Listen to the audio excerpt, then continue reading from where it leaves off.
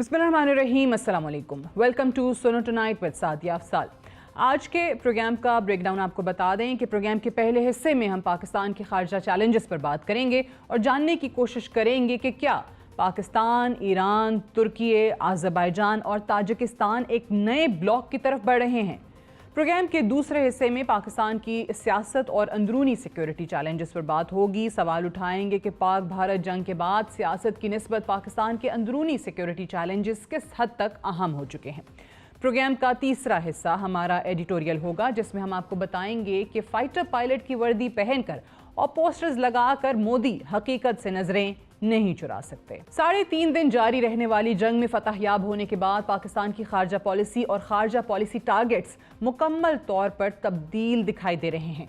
तारीखी तौर पर जब भी पाकिस्तान में नई हुकूमत का क़याम होता था या पाकिस्तान में किसी रियासती इदारे के सरबराह ने पहला दौरा करना होता था या पाकिस्तान किसी मुश्किल सूरत हाल का शिकार होता था, तो पाकिस्तानी लीडरशिप की पहली चॉइस मशरिक़ वस्ता की अरब रियासतें होती थी। लेकिन पाक भारत जंग के इख्तिताम के बाद रियासत पाकिस्तान की तरफ से ईरान, तुर्की, आज़रबाईजान और ताजिकिस्तान का इंतखाब किया गया।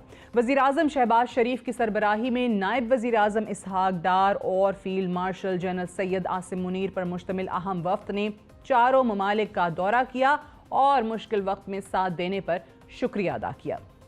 ईरान, तुर्की, आज़रबाईजान और ताजिकिस्तान से बाहर आने वाली तस्वीर और वीडियोस इस बात की दलील है कि तमाम के तमाम ममालिक पाकिस्तान की खुशी में खुश थे।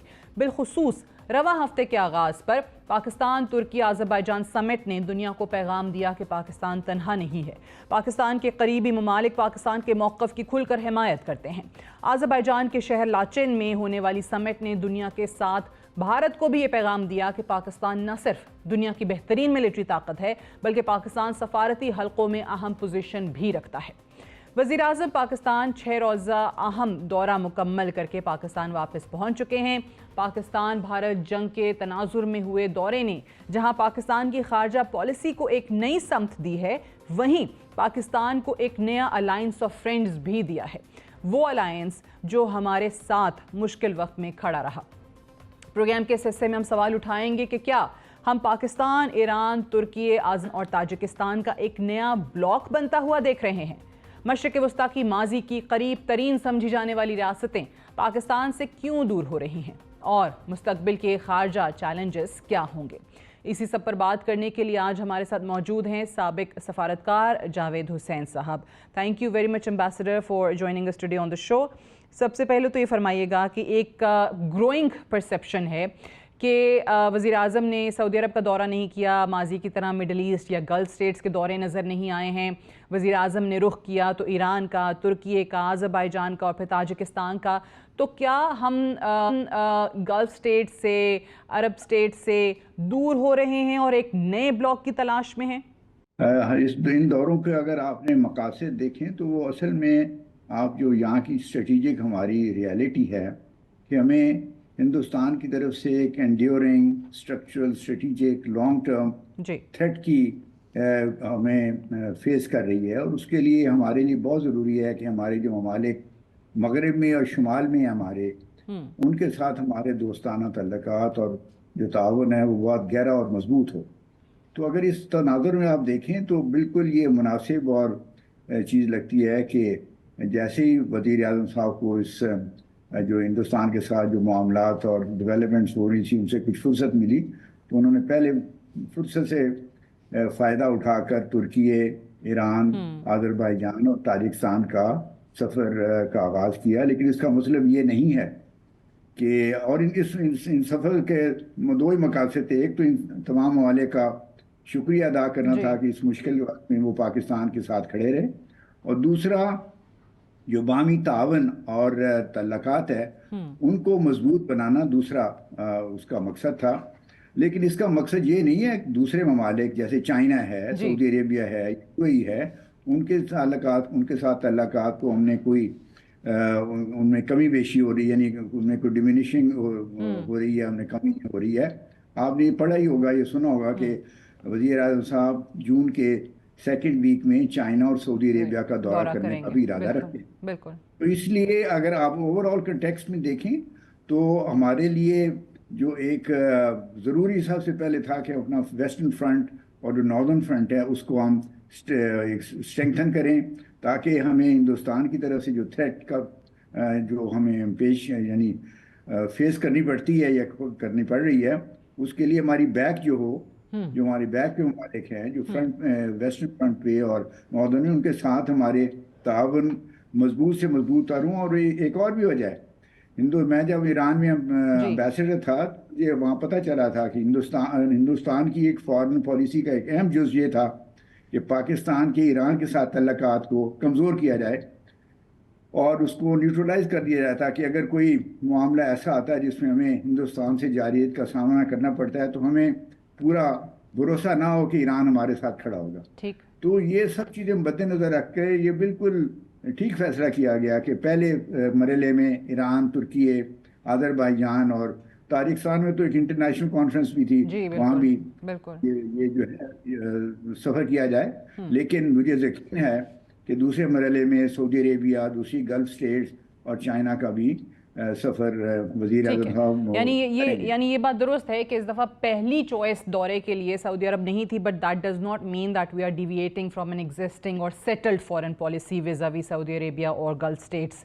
میں امبیسڈر صاحب مجھے یہ بتائیے گا، based on your experience obviously, ایسے کیا چیزیں ہونی چاہیے یا کن چیزوں کی، کن اقدامات کی ضرورت ہے practically and obviously politically also for such a bloc to move from an idea to reality، جو اس کی ہم بات کر رہے ہیں، جو ایران ہے، ترکی ہے، Azerbaijan, Tajikistan and of course Pakistan? دیکھیں، سب سے پہلے بات جو ہمیں سمجھ لینی چاہیے کہ اس قسم کا ہمیں بلاک بنانے کی ابھی کوئی ضرورت نہیں ہے۔ ٹھیک ہے، ہمیں ہمارے تعلقات نہ صرف یہ جو ویسٹ ایشیا میں ممالک ہیں ان کے ساتھ مضبوط کرنے چاہیے، بلکہ جو مڈل ایسٹ میں ہیں ان کے ساتھ بھی ہم نے تعلقات مضبوط کرنے چاہیے۔ اور ہمیں بلاک بنانے سے خطرہ یہ ہوتا ہے کہ جو بھی ممالک بلاک سے باہر ہوتے ہیں ان کو یہ سگنل جاتا ہے کہ ان کے ساتھ تعلقات اور دوستی میں کسی قسم کی کمی کی جا رہی ہے، جو ہمارا ہرگز ارادہ نہیں ہے۔ تو میں نہیں سمجھتا کہ یہ وزٹس جو ہیں ان کا یہ انٹرپریٹیشن کی جا سکتی ہے کہ ہم کوئی بلاک بنانے جا رہے ہیں۔ میں اس قسم کوئی، نہ تو میرے علم میں کوئی ایسی بات ہے، نہ وزیر اعظم صاحب نے یا حکومت نے کوئی ایسا بیان دیا ہے جس سے یہ نتیجہ اخذ کیا جا سکے۔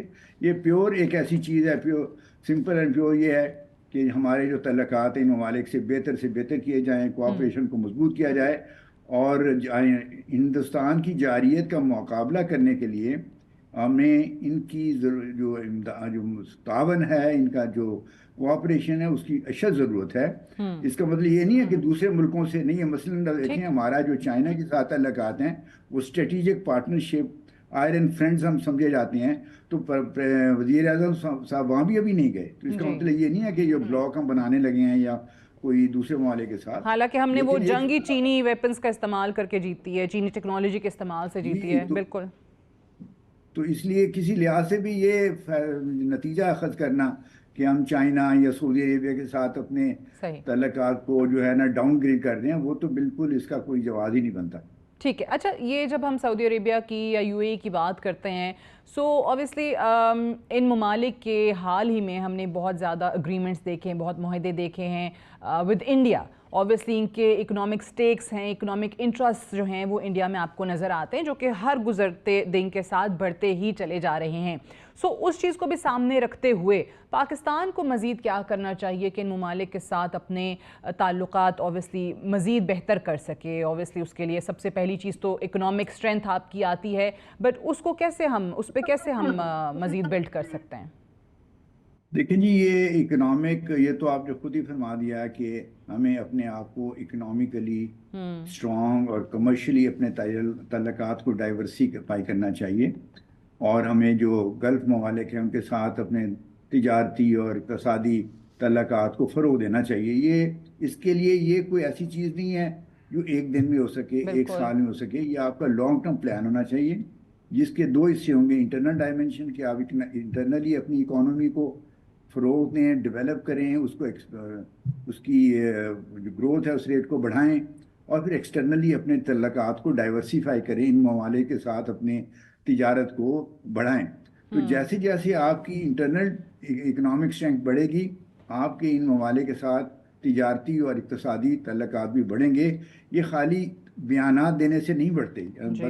ہمیں بدقسمتی سے ہمیں یہ عادت ہے, ہم سمجھتے ہیں کہ بیان دینے سے کسی وزیر اعظم کے یا گورنر کے یا گورنر پریزیڈنٹ کے اس سے تعلقات تجارتی بھی بڑھنے شروع ہو جائیں گے, اقتصادی بھی بڑھنے شروع ہو جائیں گے.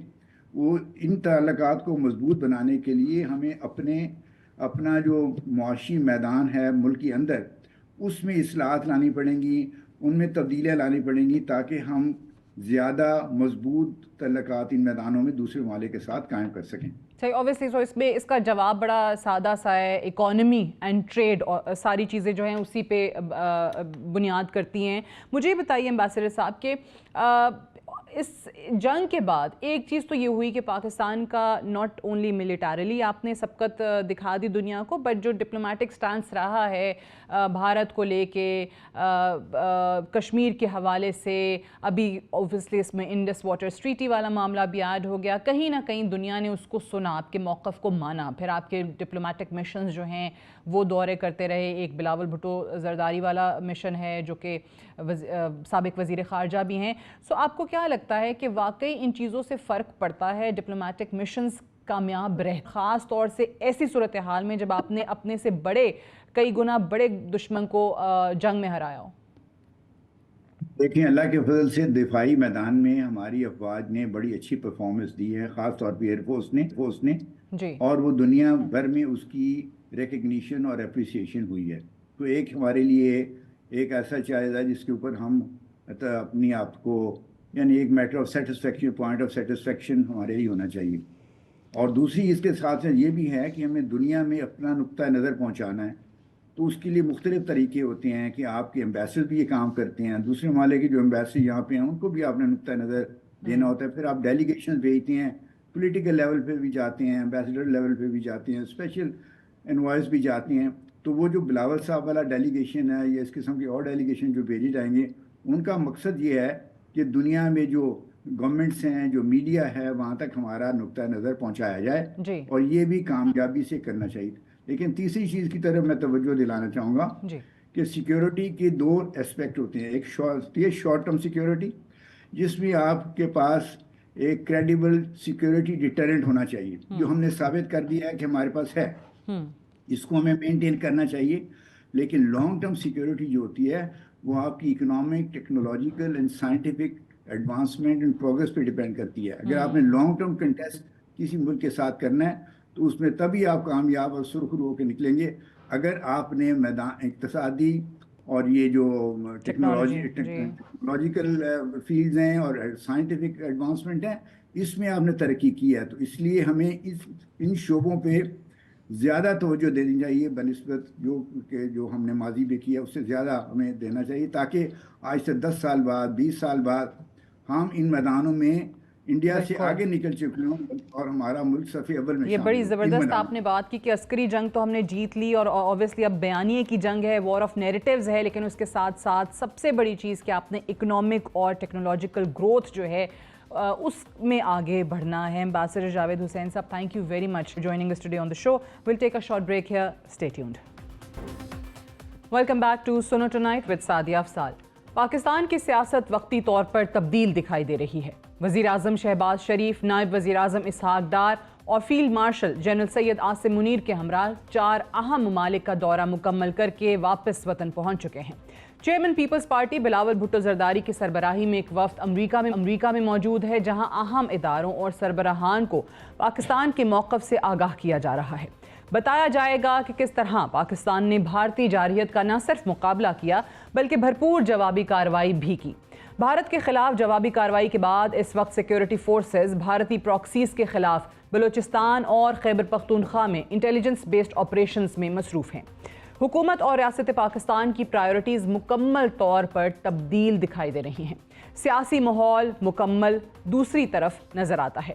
ایسے میں پاکستان تحریک انصاف کے بانی سربراہ کی طرف سے حکومت مخالف احتجاج یا ایسی بات کرنا کسی بھی طور پر قابل عمل آپشن دکھائی نہیں دیتا, اور نہ ہی پارٹی کے قائدین کے مطابق پارٹی اس وقت کسی بھی قسم کی احتجاجی مہم چلانے کی اہل ہے. پارٹی کی اندرونی صورتحال کے باوجود بانی تحریک انصاف حکومت سے مذاکرات کرنے سے انکاری ہیں, جبکہ پارٹی کے اپنے وکلاء کا کہنا ہے کہ مستقبل قریب میں بھی قانونی ریلیف ملتا ہوا دکھائی نہیں دے رہا.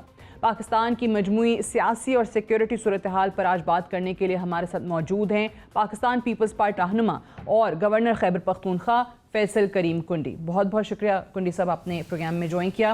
سب سے پہلے تو بتائیے گا کہ اس وقت بلاول بھٹو زرداری اوبیسلی ایک وفد کی قیادت کر رہے ہیں, پھر وزیر اعظم اور باقی لوگ جو ہیں وہ دوسرا ایک مشن سے واپس آئے ہیں جہاں سے بڑا اچھا رسپانس ملا ہے.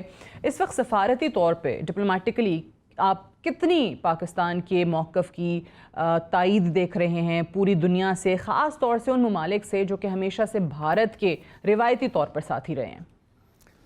بسم اللہ الرحمن الرحیم. دیکھیں, جو 3-4 دن کا ایک ایونٹ تھا جو کہ ایڈونچر کیا انڈیا نے, اور اس کو پھر اس میں بری طرح شکست ہوئی. اس کے بعد آپ دیکھیں کہ پرائم منسٹر صاحب اور فیلڈ مارشل جو ہیں وہ اپنے کچھ دوستوں کے پاس گئے شکریہ ادا کرنے اور فیوچر کی ڈسکشن کرنے کے لیے. ابھی کچھ ممالک رہتے بھی ہیں جس میں چائنا بھی ہے اور سعودیہ بھی ہے, UAE بھی ہے. اس کے ساتھ ساتھ پارلیمانی ڈیلیگیشن بھی چیئرمین بلاول بھٹو زرداری صاحب کی قیادت میں بھی US پہنچ چکے ہیں, اور بھی مختلف ممالک میں انگیجمنٹس کریں گے, پاکستان کا مقدمہ لڑیں گے. تو میں سمجھتا ہوں کہ ایک بہت ہی اچھا ایک پازیٹیو انیشیٹو ہے پاکستان حکومت کا, پولیٹیکل پارٹیز کا, کہ انہوں نے اس چیز کو جو ہے وہ آگے لے کر جا رہے ہیں اور دنیا میں اپنا ایک مقدمہ, اپنا ایک جو پوائنٹ آف ویو ہے پاکستان کا وہ پیش کر رہے ہیں. اور ایک میں سمجھتا ہوں کہ ایک اچھا وہ ہے تمام پولیٹیکل پارٹیز میں آن بورڈ ہیں, سوائے ایک تو کہ جو کہ نارملی چیزوں میں ہوتی ہی نہیں ہے, جس کو ابھی آپ نے کہا کہ اپنے انٹرویو بھی کہا PTI کے حوالے سے, وہ کبھی بھی پاکستان کی اگر کوئی بات ہو, جب وہ حکومت میں بھی ہوتے تھے اس وقت بھی یہ chief executive of the country موجود نہیں ہوتا. تو ایک اچھا ہے میں سمجھتا ہوں. اور جس طریقے سے آپ نے ابھی بھی دیکھا کہ انڈیا کے غالباً فوجی سربراہ کی طرف سے ایک اسٹیٹمنٹ جس میں انہوں نے مانا وہ جنرل انیل چوہان پہلے پاکستان کے, میں سمجھتا ہوں کہ جوائنٹ چیف آف اسٹاف نے جو ایک انٹرویو دیا اور اس کو ڈیفٹیبلی ان کو ریسپونڈ کرنا پڑا, اور ریسپونڈ میں وہ چیزیں چھپا نہیں سکتے تھے, اور انہوں نے اس کو مانا کہ پاکستان نے جو ہے ان کے جہاز گرائے بھی ہیں. تو میں سمجھتا ہوں کہ اس بڑے شارٹ ٹائم میں, بڑے چھوٹے ٹائم میں پاکستان نے جو عزت کمائی ہے وہ شاید ہی ایسی کوئی مثال. اوبیسلی پاکستان کی سیاست بھی تھم سی گئی, یا اس میں کہہ لیجئے کہ ایک ٹھہراؤ سا آ گیا کچھ عرصے کے لیے, لیکن ابھی پھر سے پاکستان تحریک انصاف نے, آپ نے سنا ہی ہوگا اناؤنسمنٹ ان کی طرف سے آئی ہے کہ عوام کو متحرک کیا جائے, اور خان صاحب نے کہا ہے کہ پھر احتجاج کی طرف جائیں اور بڑی جلدی شاید کوئی ڈیٹ بھی اناؤنس کر دیں, پرابیبلی عید کے بعد کی. سو آپ کو کیا لگتا ہے کہ اس کی اسپیس ہے اب ملک کے اندر؟ دیکھ, لوگ ان کو پہچان چکے ہیں. جو پاکستان انڈیا کے وار میں ان کا ایک جو PTI کا کردار رہا ہے وہ سب کے سامنے ہے. جب ان کے لیڈر آف اپوزیشن کھڑے ہوتے ہیں اور ہم سے سوال کرتے ہیں کہ تیل ہے, گولہ بارود ہے, فلاں چیز ہے, بھئی آپ کون ہوتے ہیں پوچھنے والے؟ جنہوں نے جنگ لڑنی ہے انہوں نے کرنا ہے, آپ تو سپورٹ کریں جس طرح 25 کروڑ عوام سپورٹ کر رہی ہے. اور اس کے بعد اگر آپ دیکھیں کہ پریزیڈنسی میں جب فیلڈ مارشل صاحب کی سیریمنی ہو رہی تھی اس میں واحد PTI موجود نہیں تھی, ان کے نمائندے موجود نہیں تھے. کال تو انہوں نے بھی پیچھے دنوں دی تھی, پشاور میں انہوں نے کال دی تھی, میں کل ایبٹ آباد میں تھا, انہوں نے پٹوار میں کال دی گئی تھی, بری طرح ناکام ہو چکی ہے. ابھی بھی کہتے ہیں کیونکہ عمران خان صاحب یہ کہتے ہیں کہ آپ بات کریں کس طریقے سے مجھے نارو ملے. اب وہ سمجھتے ہیں کہ میرے صوبائی حکومت جو ہے اور میرے جو باہر لوگ بیٹھے ہیں اور خاص کر صوبائی حکومت جو ہے وہ اپنی لوٹ مار کر رہی ہے, اپنی عیشیں کر رہی ہے, اور مجھے جیل میں بھول گئے. تو اچھی بات ہے, PTI کو احتجاج کرنا چاہیے, اپنے لوگوں کو بتانا چاہیے کہ صوبہ خیبر پختونخوا کو انہوں نے کس طریقے سے لوٹا ہے. ابھی 50 ارب روپے جو ہمارے کوہستان میں جو کرپشن ثابت ہوئی ہے, سولر پینل پہ آئی ہے, گندم پہ آئی ہے, ہاسپٹلز میں آئی ہے, اور یہاں تک کہ انہوں نے جو مدینہ کی ریاست کی باتیں کرتے ہیں مسجدوں کے سولر پینل میں بھی کرپشن آئی ہے. تو ان کو بھی بتائیں کہ ہم نے صوبہ کس طرح لوٹا ہے. اور ہمیں عمران خان صاحب بتائے کہ مدینہ کی ریاست میں چوروں کو کیا سزا ملتی تھی, کرپٹ لوگوں کو کیا سزا ملتی تھی, یہ بھی لوگوں کو بتائیں.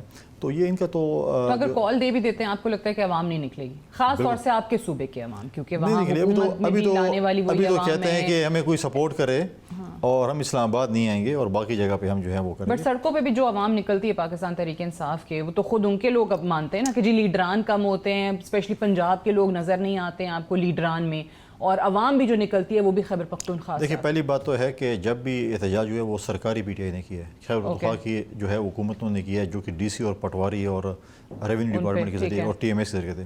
پنجاب سے ماضی میں کتنے جلوس آئے ہیں, سندھ سے کتنے آئے ہیں, بلوچستان سے کتنے آئے ہیں. پھر جب ان کے جو بانی چیئرمین کو سزا ہوئی اور بشرا بھی کو سزا ہوئی, کتنے احتجاج ہوئے, کتنے ٹائر جلا گئے, ایک ٹائر بھی نہیں جلا پورے پاکستان میں. وہ تو یہ تو لیڈران تو کہتا ہے کہ عمران جیل میں رہے اور ہم لوٹ مار کرتے رہیں. پنجاب میں 2-4 ان کی جو سیاستدان ہیں انہوں نے پناہ لی ہوئی ہے خیبر پختونخوا میں سی ایم ہاؤس میں. وہاں سے وہ اپنی پارٹی وہاں پہ ویسے جو بھی آپ خود آپ کے اکثر تو ٹی وی پہ بھی بیٹھے ہوتے ہیں کوئی نہ کوئی شخصیت, تو مطلب ہے کہ سارے وہیں پہ پتا لی. اور وہاں سے جس طریقے سے ملک دشمن چیزیں ایجنڈا چل رہا ہے, ان کی جو ٹرولنگ ہو رہی ہے یا جو سوشل میڈیا پہ چل رہے ہیں, وہیں سے ساری سیشنز جاری ہوتی ہیں اپنے جو آپ کے سوشل میڈیا کے یوزرز ہوتے ہیں, چیز ہوتی ہیں. اب پی ٹی آئی صرف رہ گئی سرکاری, اور سرکاری بھی یاد ہوگی کہ صوبائی صدارت سی ایم سے چلی گئی جنید اکبر کو. اب ان کے آپس میں مقابلہ ہے کہ ہم نے ایک دوسرے کو ناکام کرنا ہے, نیچے دکھانا ہے, تو اپنا مقابلہ کرتے رہیں. لیکن عوام یہ چاہتی ہے کہ ان کو بتائیں کہ صوبے میں کرپشن کیوں ہو رہی ہے, صوبے میں لوڈ شیڈنگ کیوں ہو رہی ہے, صوبے میں جو ہے باقی جو ہماری چیزیں. اب اس وقت ہمارے صوبے میں بدترین لوڈ شیڈنگ ہو رہی ہے. صوبائی حکومت آئے نا, پتہ ہے کیوں ہو رہی ہے. یہ سی ایم صاحب تو کہتے ہیں میں تو تربیلا کا سوئچ آف کر دوں گا. آج حق ہے کہ لوگوں کے جواب دیں کہ ہم نے صوبہ کیوں لوٹا ہے. ہم نے لوٹا, ہم تو کہہ رہے ہیں کہ وہاں پر تو علی بابا 40 چور کی حکومت ہے, اور اب بتائیں کہ انہوں نے صوبہ کیوں لوٹا ہے, اور یہ جو ہے وہ جو لوڈ شیڈنگ کیوں ہو رہی ہے. کیونکہ دیکھیں وہ ہمارے سی ایم صاحب وکٹ کی دونوں طرف کھیلتے ہیں. وہ اسلام آباد جب آتے ہیں ان کو 5-6 دن لگتے ہیں, لیکن اسلام آباد سے نکلتے ہیں ان کو 6 گھنٹے بھی نہیں لگتے. وہ دامن کے رستے بڑے آسانی سے جو یہ آپ ڈے ون سے کہہ رہے ہیں کہ وہ وکٹ کی دونوں طرف کھیل رہے ہیں. دیکھیں ان کے سہولتکار بیٹھے ہیں, ان کو بولتے ہیں کہ آپ سارے رستے بند ہیں, ایک دامن کا رستہ کو کھلا ہے, اور اب ایک دن شاید ان کو انہوں نے آنکھیں بند کر کے لے گئے اور 13 موڑ گزارے. انہوں نے کہا آپ 13 ضلع کراس کر کے اپنے صوبے میں پہنچ گئے. اب یہ کون سی راکٹ سائنس ہے, کون سی جغرافی ہے جس میں میں اسلام آباد سے خیبر پختونخوا کے پہلے ضلع میں ٹروں کو مجھے 13 ضلع کراس کرنے پڑیں گے. ٹھیک ہے, بالکل صحیح ہے. لیکن مجھے بتائیں کہ کوئی تو وجہ ہے کہ کہیں سے تو کوئی ان کو ضمانت ہے, کہیں سے ان کو کوئی ایسی ایشورنس ہے, یا ان کے اپنے لوگ ہی خان صاحب کے سامنے ایک بڑا غلط پکچر پریزنٹ کرتے ہیں کہ جس کی بنیاد پہ وہ بہت کانفیڈنٹ آج بھی فیل کر رہے ہیں. وہ آج بھی کہتے ہیں کہ جی لاکھوں لوگ آ جائیں گے, اور وہ آج بھی کہتے ہیں کہ جی میں نے نہیں مذاکرات کرنا ہے.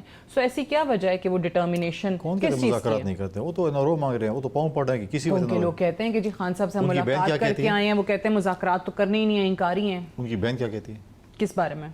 مذاکرات کے بارے میں. وہ بھی کہتی ہیں ہم بات ہی نہیں کرنا چاہتے. اس نے کیا کہہ رہی تھی کہ بتائیں یہ لوگ جو ہیں کیا آپ کو کیا چاہیے. ہم ہو گئے دیکھیں وہ این آر او چاہتے ہیں, یہ بات غلط ہے. وہ تو ایسی بات ہے, وہ کہتے ہیں خان صاحب اندر ہی رہیں, ہمیں باہر صوبہ لوٹنے دیں, آپ اندر ہی رہیں, آپ اندر ہی ٹھیک ہے. جب وہ باہر آئیں گے تو آج اگر ان کو 5 بندے مل رہے ہیں تو پھر 50 بندے. تو اس میں ان کی اپنی ہمشیرہ کا بھی ہاتھ ہے, علیمہ خان صاحب. ہر کسی کی اپنی دکان ہے, جیسے میں آپ کو کہا ہر کسی اپنی فرینچائز ہے. اب یہ پتہ نہیں کون سی فرینچائز پہ اعتبار ہو. ایک آتا ہے کہتا ہے اس کے خلاف مجھے یہ کہہ دیا, دوسرے کہتے ہیں اس کے خلاف مجھے یہ کہہ دیا. خود کہتے ہیں نا, ایک کہتا ہے کہ جی میں نے جو ہے وہ ہمارے صوبے میں فلاں گندم بیچ کے کھا گیا. ایک کہتا ہے ہمارے میڈیکل اکوپمنٹس کھا گئے ہیں, دوسرا کہتا ہے یہ نوکریاں بیچ رہے ہیں. اب یہاں تک کہ کسی وزیر کے گھر اگر ٹیچرز ایگزام دے رہے ہوں, ایک وزیر کے گھر بیٹھے ہوں اور وہاں سے وہ ایگزام دے رہے ہوں, تو اس صوبے کی تعلیم کا حال کیا ہوگا مجھے؟ اچھا یہ بھی ہے, ہو رہا ہے, ہوا ہے اوپن. تیمور جھگڑا کے خلاف بھی آئے تھے نا ان کے اپنے لوگ. تیمور جھگڑے کے خلاف تو سی ایم صاحب نے کہا تھا کہ یہ پینشن کھا گیا لوگوں کی, اور یہاں تک کہ مشینیں بیچیں, اور یہاں تک کہ گلوز بھی اس سے بیچ دیے. تو تیمور جھگڑے نے کہا کہ میں اپنے آپ کو کلیئر کروں گا, لیکن سی ایم صاحب بتائیں کہ ان کے ایسٹس 10 کروڑ ہیں اور پارٹی میں اس نے 70 کروڑ روپیہ لگا دیے. وہ کہاں سے پیسے آئے ہیں؟ دیکھیں ایسے لوٹ مار کے آپ کو تاریخ میں ایسی لوٹ مار کسی بھی دنیا کے کسی کونے میں نہیں ملے گی جس قسم کی اس وقت خیبر پختونخوا میں ہے. روزانہ کی بیس پہ اسکینڈلز آ رہے ہیں. مجھے بتائیں وہ ان کو بلین ٹری کا پروجیکٹ وہ کہاں پہ چلا گیا؟ جو کہتے ہیں ہم اتنے درخت لگا رہے ہیں, کدھر ہے وہ بلین ٹریز, کدھر ہے وہ جنگلات, کدھر ہے وہ؟ دیکھیں ہر چیز میں انہوں نے لوٹ مار کی ہے. یہاں تک کہ وہ جو زکوٰۃ کے پیسے تھے وہ بھی اپنے پارٹی کے ورکروں میں تقسیم کیے. باقی کوئی غریب نہیں وہاں پہ, صرف کوئی غریب ہے تو پی ٹی آئی کا ورکر ہی غریب ہے, باقی کوئی نہیں, بس ان کو دے دیے. اچھا یہ اوبیسلی کرپشن کی, اور آپ بہت عرصے سے بات بھی کر رہے ہیں کہاں کہاں کس کس محکمے میں کس کس ادارے میں کیا کچھ ہوا ہے, لیکن اوور آل بھی صوبے کی جو سیکیورٹی کی صورتحال مخدوش ہو رہی تھی, آپ اس سے بھی آگاہ کر رہے تھے. اب بھی اوبیسلی فوج سیکورٹی کے ادارے اپنا کام کر رہے ہیں, وہ آئی بی اوز چل رہے ہیں وہاں پہ, انٹیلیجنس بیسڈ آپریشنز چل رہے ہیں, بٹ حکومت وہاں پہ آپ کو نظر آ رہی ہے as far as law and order is concerned, as far as security situation is concerned? دیکھیے پہلی بات تو یہ ہے کہ ہم تو آپ کو کہہ رہے تھے کہ لا اینڈ آرڈر خراب ہے. اسلام آباد کے اینکرز یا اسلام آباد کے میڈیا چینلز نہیں مانتے تھے کہ حالات خراب ہیں. اب جب آپریشن شروع ہو گئے تو ابھی آپ مان رہے ہیں کہ ہو رہے ہیں, وہاں پہ ہیں. دیکھیں ہماری صوبائی حکومت نے صوبہ جو ہے وہ دہشت گردوں کے حوالے کر دیا. ان کا 1 پوائنٹ ایجنڈا ہے کہ ہم صوبے کو کیسے لوٹیں. دوسری بات یہ ہے کہ اس وقت جو سچویشن لا اینڈ آرڈر کی ہے, فوج اپنی پوری کوشش کرے, جو انٹیلیجنس بیس آپریشنز کر رہی ہے, چیزیں کر رہی ہیں, کیونکہ افغانستان کی سرزمین ہمیشہ استعمال ہوتی ہے پاکستان کی, اور اس وقت زیادہ استعمال ہو رہی ہے. پاکستان کے خلاف، اور ہم نے بار بار یہ کہا کہ آپ کی سرزمین نہیں استعمال ہونی چاہیے.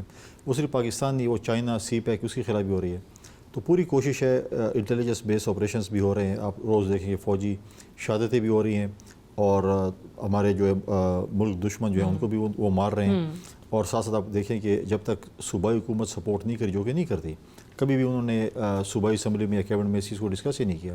1 پوائنٹ ایجنڈا ہو کہ ہم لا اینڈ آرڈر کیسے ٹھیک کر سکتے ہیں، تو انہوں نے کبھی اب مجھے بتائیں کون سے پاکستان کی راکٹ سائنس ہے؟ یہاں پر آ کے بڑے بڑے دعوے کہتے ہیں کہ ہم اسلحہ خرید کے اسلام آباد پہ چڑھ دوڑیں گے. 25 کلومیٹر روڈ آپ پورا بھی کھول نہیں سکتے ہیں. کون سی بڑی راکٹ سائنس ہے جو 25 کلومیٹر روڈ ہے، اور حکومت اور چیف منسٹر بیٹھے کوہاٹ میں، اور میں دیکھتا ہوں کہ روڈ کیسے نہیں کھلتا ہے. اپنے کابینہ کو بٹھائے، اپنے پولیس اور ایف سی کو بٹھائے، اور کہا کہ مجھے یہ روڈ کھلا چاہیے. کیسے نہیں کھل سکتا ہے؟ کیسے آپ مطلب ہے کہ ریاست مقابلہ نہیں کر سکتی ہے ان مٹھی بھر دہشت گردوں کا؟ اچھا، یہ جب افغانستان کا بڑا معاملہ چل رہا تھا اور یہ فیصلہ کیا گیا تھا کہ اب اگر ضرورت پڑی تو اوبیسلی افغانستان میں بھی اگر نہیں مانی جاتی ہے بات تو پھر وہاں پہ بھی دیکھنا پڑے گا، کوئی فورس کا استعمال کرنے کی ضرورت پڑی تو وہ ہوگا، کیونکہ افغانستان نہیں رک رہا تھا کاؤنٹر آپ کو جو کراس بارڈر ٹیررزم نظر آتا ہے. اس وقت آپ کو یاد ہوگا جب آپریشن کرنے کی بھی بات ہو رہی تھی تو انہوں نے گنڈا پور صاحب نے کہا تھا کہ نہیں، آپریشن نہیں ہو سکتا، ہم اس کے بالکل خلاف ہیں. انفیکٹ مجھے افغانستان بھیجیں، میں امیر متقی صاحب سے ملاقات کر کے میں آج ان کے ساتھ ٹیبل پہ بیٹھنے کو تیار ہوں. سو مذاکرات تو ہم نے پھر شروع کر دیے. اسحاق ڈار صاحب جا کے ملا ہے امیر متقی صاحب سے. سو وہی صحیح پالیسی تھی؟ نہیں دیکھیں، سی ایم صاحب کبھی بھی نہیں جا سکتے، کوئی بھی صوبے کا سی ایم. کل اگر انڈیا اب پنجاب یا سندھ والے بولے کہ میڈیا سے بات کرتے تو آج تو کہتا ہے نا وہ کہ دیکھیں میں بھی یہ کہتا تھا کہ یہ کر لیں، آج وہی کام کر رہی ہے حکومت، ان کا مینڈیٹ نہیں ہے. اس کا ایک طریقہ ہے نا، آپ کا مینڈیٹ نہیں ہے. آپ ریاست سے، آپ وفاقی حکومت سے بات کریں، آپ فورن آفس سے بات کریں، آپ اپنے جو بھی آپ کی ٹرمز اینڈ کنڈیشن چیزیں ان سے بات کریں، وہ جا کر وہاں پر جو ہے بات کریں گے. لیکن میں یہاں پر اسحاق ڈار صاحب نے گئے ہیں، بڑا اچھا کام کیا انہوں نے، اور ایک اچھی پازیٹیو چیز. لیکن ایک چیز تھی، جب اس سے پہلے جب اسحاق ڈار صاحب گئے، ان کو چاہیے تھا کہ خیبر پختونخوا اور بلوچستان کی حکومت کو آن بورڈ لیتے. ان سے پوچھتے دیکھیں ہم 2 صوبے ہیں جو اس وقت افغانستان کی طرف سے جو جارحیت اس کو فیس کر رہے ہیں، تو کیا آپ نے 2 صوبائی حکومتوں کو آن بورڈ لیا؟ آپ سے بھی اس پہ کوئی مشاورت نہیں؟ کسی سے بھی نہیں ہوا. صوبے میں وفاق کے نمائندے کسی سے بھی نہیں ہوا. ہم یہ کہتے ہیں وہ بھی نہ ہوتا، ہمارے صوبے سے نمائندہ لے کے جاتے، اچھا بلوچستان سے نمائندے لے کے جاتے، یہاں تک کہ اپنے سیفران منسٹر امیر مقام صاحب کو لے کے جاتے، افغان ریفیوجی ایشو بھی ڈسکس کر لیتے. تو کسی کو بھی نہیں لے گئے، چلو نہیں لے گئے وہ بھی ہم. اور 1 مہینے پہلے بھی ہمارے جو ہے سرینا کے ہم پٹے ہوئے ہیں، ایک چائے کی پیالی نے ہمارا ستیہ ناش کر دیا تھا، اور وہ کہہ رہے تھے کہ جی آپ فکر نہ کریں، میں سب کچھ ٹھیک کر دیا، ہمیں برباد کر دیا. لیکن بات یہ ہے کہ اگر آپ واپس آ گئے، آپ نے کیا پارلیمنٹ کو آن بورڈ لیا، کہ آپ نے وہاں پہ کیا بات چیت کی ہے؟ افغانستان سے کیا معاملات ہے بتائے تو صحیح نا، ہم نے کیا بات کی ہے. یہ تو اتنی بڑی راکٹ سائنس تو نہیں ہے. یا آپ ایسے کرتے، کوئی میٹنگ کرتے، آپ پارلیمانی لیڈرز کو بلاتے جو اسمبلیوں میں موجود ہیں بلوچستان کی اور کے پی کی، ہم نے یہ بات چیت کی ہے. لیکن چیز اچھی کی ہے، لیکن کم از کم ہمیں تو بتائیں کہ ہمارے صوبے کے ساتھ آپ کرنا کیا چاہتے ہیں. تو آپ کو لگتا ہے یہ مسئلہ ہے تھوڑا پی ایم ایل این کا کہ باقی لوگوں کو آن بورڈ نہیں لیتے ہیں؟ میں سمجھتا ہوں کہ اسٹیک ہولڈرز ہیں، ایٹ لیسٹ یہ پی ایم ایل این، یہ تو وزیر خارجہ ہیں، ڈپٹی پرائم منسٹر ہیں، ان کو ان چیز کا، اور ان کو فورن آفس کو چاہیے تھا کہ ان کو بتا دے کہ جی کے پی کے اور بلوچستان کے آپ نمائندے لے کے جائیں، اپنا ریفیوجی کا مسئلہ ہے، آپ سیفران کے وزیر کو ساتھ لے کر جائیں، آپ کم از کم ان کو لے جاتے، اپنا کیس وہاں پر پریزنٹ کرتے. وہ نہیں لے کر، لیکن پھر بھی نیکسٹ ٹائم جائیں، جب بھی جائیں، اس کم از کم یہ چیز کریں اور ہمیں بتائیں تو کہ ہمارا کیا ہے. لیکن افغانستان کے ساتھ ہمارا ایشو چل رہا ہے، اور صوبائی حکومت کبھی بھی اس کو کوئی مینڈیٹ نہیں ہے کہ افغانستان کے جا کے ڈائریکٹ ان کے فورن آفس یا کسی، اگر کل وہ ایک ڈیمانڈ رکھ لے جو کہ فیڈریشن کے حوالے سے ہو، جو ریاست کے حوالے سے ہو، جو فورن آفس کے حوالے سے ہو، اس کی کیا گارنٹی وہ لے سکتے ہیں؟ ٹھیک. اچھا یہ بتائیے، اوبیسلی جو چائنا میں ملاقات ہوئی 3 وزراء خارجہ کی، جس میں چینی بھی تھے، افغان اور پاکستانی بھی، سی پیک کو مزید ایکسٹینڈ کرنے کی بات ہوئی، افغانستان کو بھی اس میں شامل کرنے کی بات ہوئی. آپ کو لگتا ہے ان چیزوں سے فرق پڑے گا، یا جو ہم افغانستان سے بہت عرصے سے کہہ رہے ہیں کہ وہ رول پلے کریں، نیٹو کا جو بھی اسلحہ وہاں پہ پڑا تھا وہ کیسے ان کے دہشت گردوں کے ہاتھ میں چلا جاتا ہے، جو پراکسیز ہیں انڈیا کی ان کے ہاتھ میں چلا جاتا ہے، اور افغان حکومت کچھ نہیں کر رہی تھی. یہ موقع ہے کہ سی پیک میں اگر ان کو شامل کیا جائے تو اس چیز رک جائے گی، جو انڈیا کی پراکسیز وہاں پہ بیٹھی ہوئی ہیں وہ رک جائیں گی پاکستان کے خلاف. دیکھیے سی پیک تو اب پاکستان سے افغانستان جانا ہے، اور چائنا اور افغانستان کے درمیان جو ہے وہ چیزیں جو ہیں وہ بات چیت چل بھی رہی تھی کہ چیزیں چلنی ہیں، اور اگر سی پیک کو اپنے کامیاب کرنا ہے تو پاکستان اور افغانستان دونوں کو آن بورڈ ہونا پڑے گا. اور میں سمجھتا ہوں کہ ہمیں افغانستان کے ساتھ بات چیت کرنی چاہیے. پہلے بھی بات چیت ہوئی ہے، لیکن مطلب ہے کہ ان کو سمجھانا بھی چاہیے، کیونکہ ہم اپنے پڑوسی تو نہیں بدل سکتے، اپنے دوست بدل سکتے ہیں.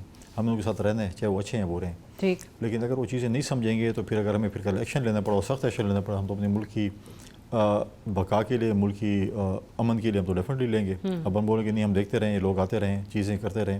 تو یہ چیزیں صوبائی حکومت ہماری جو ہے نا بالکل اس پہ وہ ہے کہ پہلے بھی اگر جب انہی کی حکومت میں جب وہ 40,000 دہشت گردوں کو لایا گیا یہاں پر اور ان کو یہاں پہ پناہ دی گئی کہ پرامن رہیں گے، آج انہوں نے ہتھیار اٹھا لیے. نیٹو کے ہم اتحادی رہے ہیں، 8 سے 10 ارب ڈالر کا وہ اپنا جو ہے وہ چھوڑ گئے ہیں اسلحہ، اور وہ کس کے ہاتھ لگے؟ وہ لگنا تھا. بالکل ٹھیک ہے. وہ یا تو اسلحہ ساتھ لے جاتے ہیں یا فار ایگزامپل آپ نیٹو ملک کے جو آپ کے اتحادی ان کو دے دیتے. فار ایگزامپل پاکستان یا کوئی اور ہے کہ آپ اس کو سنبھالیں، ہم آپ سے لے جائیں گے. لیکن یہ کیا ہوا کہ آپ چھوڑ گئے کہ طالبان اس پہ قبضہ کریں. آج وہی نیٹو کا اسلحہ پاکستان کی فوج کے خلاف، پاکستان کی پولیس کے خلاف استعمال ہو رہا ہے. بالکل صحیح. فیصل کریم کنڈی صاحب، thank you very much for joining us on the show today. We'll take a short break here. Stay tuned.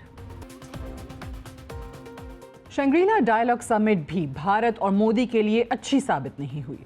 Bharat نے اپنے chief of defence staff general Anil Chauhan کو بھیجا تھا کہ تم وہاں جا کر بھارتی موقف کا دفاع کرنا، لیکن دفاع کیا کرنا تھا؟ بھارتی جنرل نے مغربی میڈیا کے سامنے پاکستان کے خلاف بھارتی طیارے کی تباہی کی تصدیق کرتے ہوئے گزشتہ 3 ہفتے سے جاری بحث کو ایک نیا رخ دے دیا. گزشتہ 3 ہفتے سے مودی، بھارتی وزیر خارجہ جے شنکر اور خاص طور پر بھارتی میڈیا طیاروں کی تباہی پر خاموش تھے. لیکن بھارتی جنرل نے مغربی میڈیا کو انٹرویو دے کر مودی کے مسائل میں مزید اضافہ کر دیا. بھارتی صحافی سوشل میڈیا پر اپنے ہی جنرل اور وزیر اعظم کو تنقید کا نشانہ بنا رہے ہیں اور سوال اٹھا رہے ہیں کہ ہمیں کہا جاتا تھا کہ ایسا کچھ نہیں کہنا، لیکن ہمیں بتائیں جس بات سے ہمیں روکا تھا جنرل نے سنگاپور جا کر ایسی بات کیوں کی. پوچھا جا رہا ہے کہ ہم سے کیوں چھپایا گیا. مودی کا میڈیا کیا کہتا؟ کیا مودی کا میڈیا کہہ سکتا ہے کہ بھارتی طیارے گرائے گئے؟ نہیں.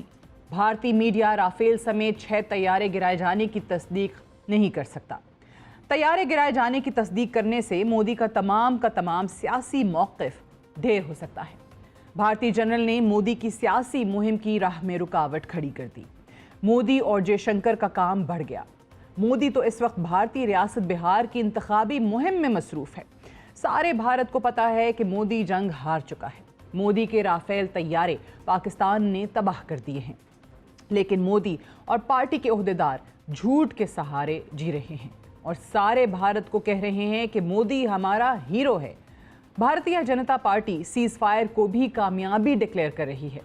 مغربی جریدے دی ڈپلومیٹ کی رپورٹ کے مطابق بھارتیہ جنتا پارٹی کے ورکرز اوور ٹائم کام کرتے ہوئے اپنے لیڈر کی ریپوٹیشن کو بچانے میں مصروف ہیں اور اس وقت مودی کی Indian air force fighter pilot والی یونیفارم میں لی گئی تصاویر پورے بھارت میں لگائی جا چکی ہیں. بھارتیہ جنتا پارٹی مودی کو فاتح جنگ ثابت کرنا چاہتی ہے اور بھارت کی عوام کو بتایا جا رہا ہے کہ مودی ہی وہ لیڈر ہے جس نے پاکستان کے خلاف جنگ جیتی ہے. مودی بھی کچھ ایسا ہی کہہ رہا ہے. راجستھان میں ایک ریلی سے بات کرتے ہوئے مودی کا کہنا تھا کہ یہ خون نہیں گرم سندور ہے جو میری رگوں میں دوڑتا ہے. مودی اپنی اپوزیشن جماعتوں کو نشانہ بنا رہا ہے اور ان پر پاکستان بھارت کے جنگ کے تناظر میں سیاست کرنے کا الزام لگا رہا ہے. لیکن آج پھر پاکستان کے ہاتھوں جنگی شکست کو مودی سیاست میں استعمال کر رہا ہے اور بھارتی عوام کے سامنے نہ پہلگام میں ہونے والے فالس فلیگ آپریشن کی تفصیلات لا رہا ہے اور نہ ہی پاکستان کے ہاتھوں جنگ میں شکست اور بھارتی فضائیہ کے گراؤنڈ ہونے کی بات کر رہا ہے. 2019 میں بھی ابھینندن کی تصاویر لگا کر مودی انتخابات میں اترا تھا اور اس مرتبہ فائٹر پائلٹ کی وردی میں اپنی تصاویر کے ساتھ مودی بہار کے انتخابات کی تیاری کر رہا ہے. حقیقت یہ ہے کہ دہلی سے بھیجے گئے سفارتی مشنز اور خاص طور پر ششی تھرور کی سربراہی میں امریکہ اور مغربی ممالک میں بھیجے ہوئے مشنز کو ہر جگہ ہزیمت کا سامنا کرنا پڑ رہا ہے. کولمبیا میں ہونے والی صورتحال سب کے سامنے ہے. کولمبیا نے بھارتی موقف کے بجائے پاکستانی موقف کو فوقیت دی. آج بھی دنیا بھارت سے شواہد کی طلبگار ہے، لیکن مودی اور دہلی کے پاس کسی قسم کی کوئی دلیل اور شواہد نہیں ہیں. جب بھارتی عہدیداروں کو مغربی میڈیا کا سامنا کرنا پڑے گا وہی ہوگا جو بھارتی chief of defence staff general Anil Chauhan یا بھارتی وزیر خارجہ جے شنکر کے ساتھ ہوا تھا. مودی فائٹر پائلٹ کی وردی پہن کر اور بھارت بھر میں پوسٹر لگا کر حقیقت سے نظریں نہیں چرا سکتے.